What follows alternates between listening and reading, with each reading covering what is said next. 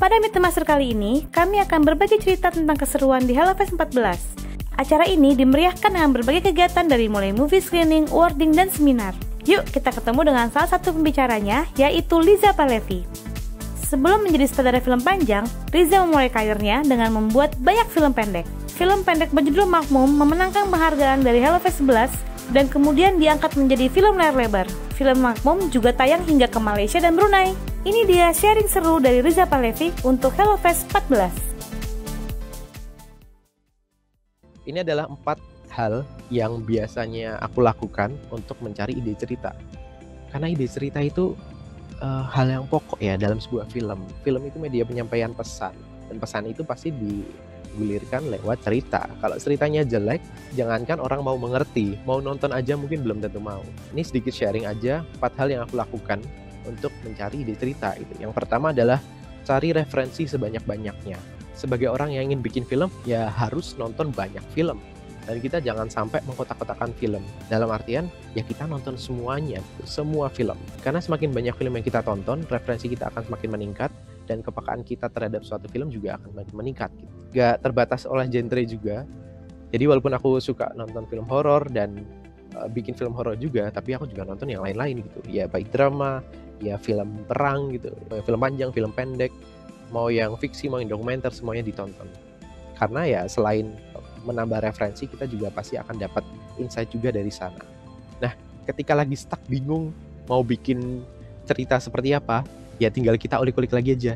Kita punya memori apa tentang film apa, dan kita tinggal pakai konsep ATM, amati, tiru, modifikasi. Jadi misal kita suka dengan film Ayat-Ayat Cinta gitu. Nah, kita bisa nih memodifikasi. Misalnya kita suka karena tema kisah percintaan poligami. Let's say poligami lah ya, contoh aja. Ya bukan berarti kita harus bikin cerita ada orang yang kuliah di Mesir, kemudian ketemu wanita dan akhirnya seperti itu, ya enggak juga. Itu namanya nyontek, jiplak. Tapi namanya ATM adalah kita ambil apa yang bisa kita ambil dari Ayat-Ayat Cinta, misalnya tema poligami, kemudian kita bikin cerita baru. Ataupun film lain, atau mungkin dari karya lain pun bisa. Nggak harus dari film, bisa dari buku, bisa dari apapun lah. Dari musik, aku juga sering dapat inspirasi juga dari musik. Selain itu ada dari pengalaman, baik pengalaman pribadi maupun pengalaman orang lain. Nah, aku sebagai orang yang sering dijadikan tempat cerita, tempat curhat sama orang lain tuh sebenarnya merasa beruntung banget. Karena tanpa aku harus mencari-cari, aku punya banyak referensi cerita gitu. Film yang berdasarkan kisah nyata, itu entah kenapa rasanya lebih dekat gitu, lebih relate dengan penonton. Makanya sampai ada film yang ditulisin berdasarkan kisah nyata, based on true story, true event, atau yang lain-lain gitu. Selain itu adalah merenung, ya. Paling kalau misalnya lagi di belakang, agak di belakang dan lagi merenung, wah itu biasanya inspirasi kenceng banget. Itu adalah saat-saat yang tepat untuk mencatat ide-ide yang tiba-tiba muncul. Dan yang terakhir adalah brainstorming. Jadi ini adalah cara brainstorming yang aku lakukan. Jadi misalnya aku mau bikin film tentang horor gitu, bikin aja tulisan horor gitu. Nanti aku bikin sub-subnya lagi. Misalnya apa yang berhubungan dengan horor? Ada rumah sakit, ada darah, pocong. Nanti apa yang berhubungan dengan pocong? Oh, kuburan, kain kafan, dan seterusnya. Ini bisa dilakukan teman-teman sendiri ataupun dengan tim. Nah, setelah ketemu banyak kosakata baru ini, kita bisa coba baca dan kita sambung-sambungin satu sama lain. Nah, ini akan menemukan ide-ide baru. Misalnya baru tadi awalnya tiba-tiba horor, terus kita tiba-tiba ketemu ada kata dokter, ada kata-kata suntikan, terus tiba-tiba ada mayat hidup gitu. Oh, mungkin ceritanya tentang dokter yang salah suntik, malpraktek gitu ya, terus tiba-tiba si pasiennya mati dan jadi mayat hidup. Itu kan bisa. Atau mungkin dari brainstorming inilah kita bisa dapat banyak cerita. Setelah kita punya ide, yang penting adalah riset. Banyak orang bikin film tapi nggak riset gitu. Kalau aku sendiri, aku bagi 2 riset. Yang pertama, riset ceritanya itu sendiri. Misalnya kita mau bikin cerita tentang kehidupan anak SMA gitu. Sedangkan kita udah SMA terakhir misalnya 5 tahun yang lalu, kita udah nggak SMA lagi. Mungkin apa yang kita lakukan dulu saat kita SMA dengan anak-anak SMA zaman sekarang itu udah beda. Dan ketika kita mau bikin film dengan setting tahun ini misalnya, ya kita harus riset dengan anak-anak SMA itu. Apa yang terjadi, bagaimana cara mereka belajar, bagaimana mereka berinteraksi sesamanya. Dan ini pun juga sampai sedetail lokasinya, waktunya, segala macam. Misal mau bikinnya settingnya di Jogja, sedangkan mungkin kita orang Jakarta gitu, itu pasti akan beda. Anak SMA di Jakarta, anak SMA di Jogja, di Klaten, di Semarang itu pasti akan beda. Jadi benar-benar harus di riset sedetail itu. Apakah dia sekolah di swasta atau di negeri, di kota ataukah di pelosok, itu yang akan membuat fondasi filmnya jadi makin kuat.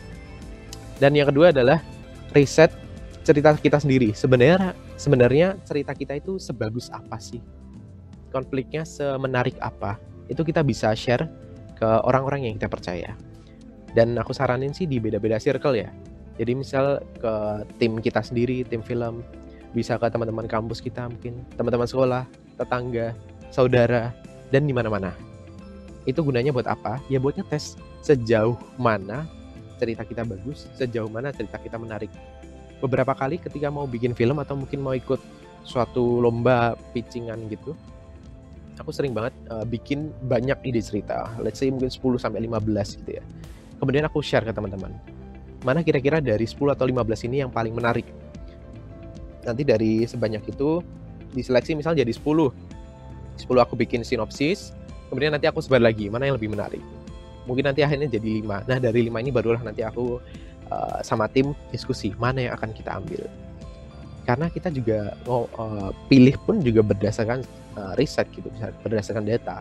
Nggak cuma sekedar wah menurutku ini menarik, tapi mungkin bagi sebagian orang itu nggak menarik, ataupun sebaliknya. Nah kalau ngobrolin seputar dunia sekarang ya, atau new normal, kita memang harus beradaptasi dengan situasi seperti ini. Di film panjang pun kemarin Makmum 2 juga dikerjakan secara protokol ketat.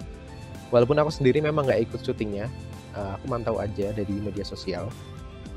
Entah berapa kali swab yang dilakukan, masker harus selalu pakai, aktor pun hanya melepas saat take aja gitu, saat syuting aja, dan protokol-protokol lain lah. Dan kalau aku sendiri yang aku alamin di sini, aku juga masih tetap produksi film pendek. Ini ada beberapa karya yang aku kerjakan saat pandemi ini, dan memang ada keterbatasan sih pasti. Jika biasanya kayak Makmum itu krunya aku bisa belasan, bahkan 20-an gitu. Dan selama aku bikin film saat pandemi ini, krunya bisa berdua doang gitu. Bahkan kami sendiri yang main, itu yang paling simpel. Bisa juga kalau nggak cuma bertiga, yang main berdua, jadi total 5 orang doang. Dan itu pun rata-rata dengan orang-orang yang memang kesehariannya ada di dekatku. Kalau ada keterbatasan itu, kreativitas kita jadi semakin tinggi ya kan. Jadi ya memang COVID ini bukan jadi halangan sih sebenarnya, tapi justru jadi motivasi kita untuk bisa nggak sih kita produktif di masa-masa seperti ini. Dan buat teman-teman yang mungkin yang masih sekolah, masih belum punya alat yang bagus, masih merasa minder dengan ceritanya dan segala macam, bikin film itu proses. Gak ada yang bikin langsung bagus. Kalau teman-teman lihat mungkin Makmum ya itu sudah prosesku dari SMA. Ketika lihat yang 15.00 masih ambiar, masih burik, masih kayak gitu ya wajar gitu, karena memang dulu ilmunya belum sampai segitunya. Nah, beruntungnya teman-teman sekarang adalah di 2020 ilmu bisa diakses dari mana aja, dari YouTube, dari buku, dari mana aja lah, gampang. Kita mau nonton film pun juga ada, YouTube juga banyak.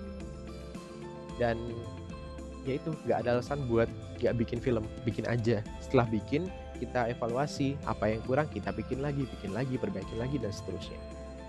Next, yang penting adalah teman-teman bisa fokus dengan tujuan teman-teman.